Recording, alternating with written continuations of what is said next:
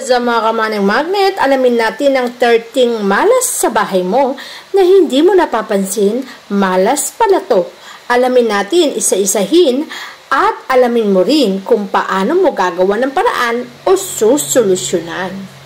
Una sa listahan ay ang mga halamang gumagapang. Alam mo ba kapag meron kang nakadisplay o nakalagay na halamang gumagapang sa loob ng tahanan ay maghihirap at gagapang ka rin sa hirap. Mainam din kung ang kulay ng tahanan mo ay hindi puro pula. Ang pula kasi napakalakas na enerhiya. Kapag maraming pula sa loob ng kwarto o maging ng tahanan, magkakaroon ng madalas na pag-aaway ng mga taong nakatira sa iyong tahanan. Kaya't iwasan mo ang puro kulay pula. Maswerte ang pula, pero wag sobra.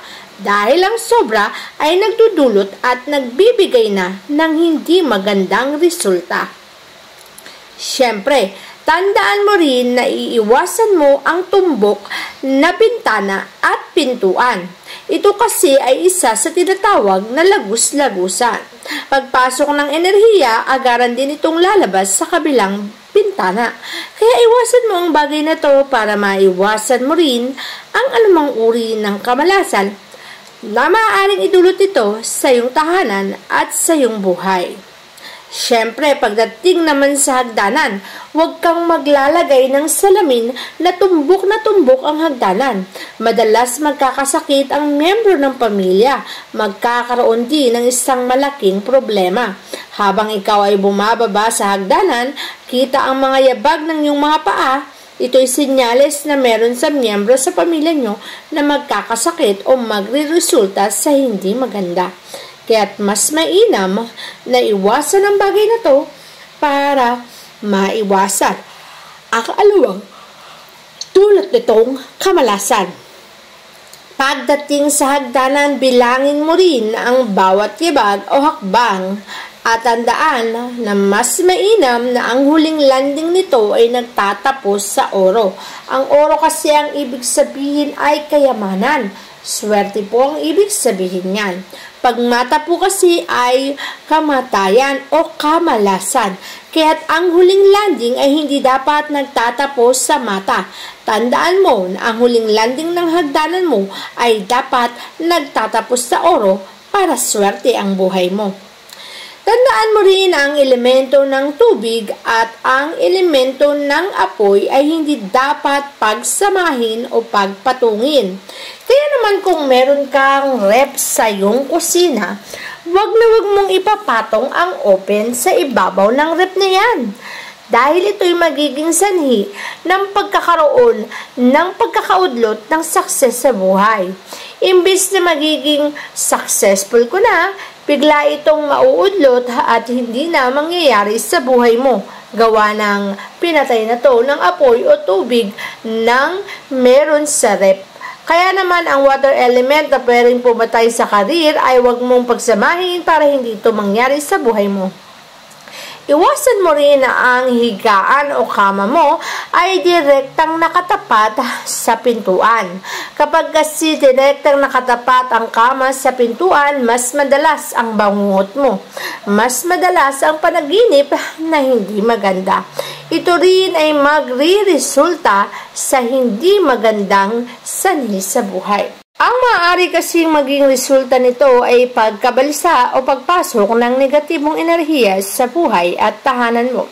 At kapag pumasok ang negatibong enerhiya na yan, ito ay magre-resulta ng hindi magandang resulta.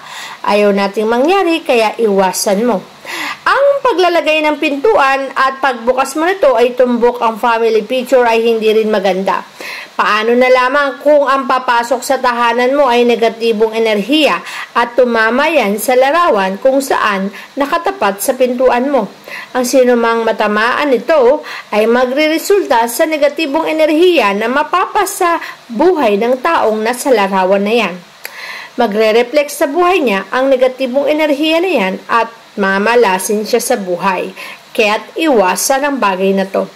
Iwasan mo rin ang pagpapasok ng mga cactus sa loob ng tahanan. Alam kong magandang mag-alaga ng cactus, totoo naman.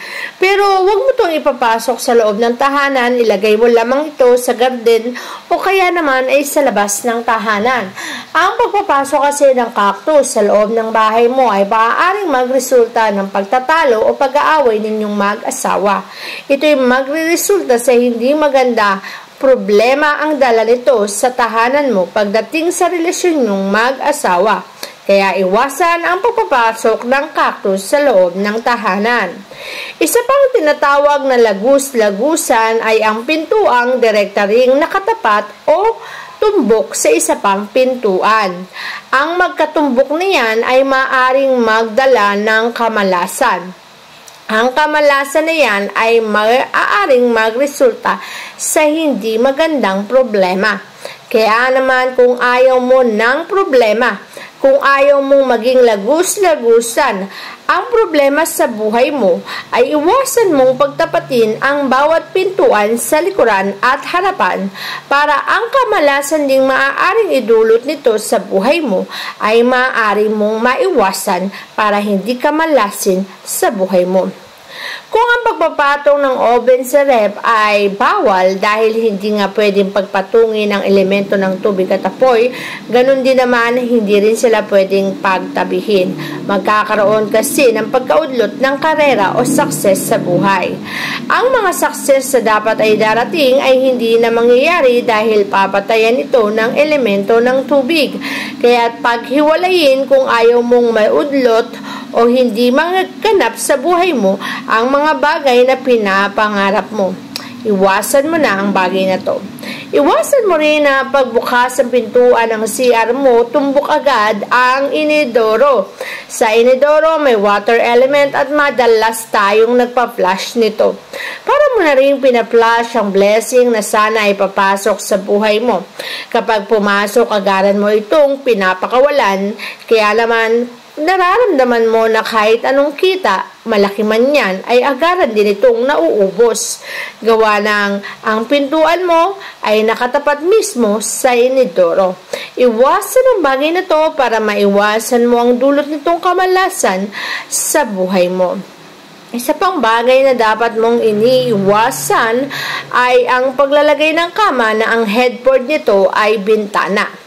Magiging makakalimutin or di naman kaya ay hindi mapagkakatulog ang taong natutulog sa kama na ang headboard ay bintana. Mauubos ang kanyang enerhiya at para lagi siyang walang gana. Kaya kung ayaw mong mawala ng gana at maubusan ng enerhiya, huwag mong hayaan ang kama mo, ang headboard nito ay bintana.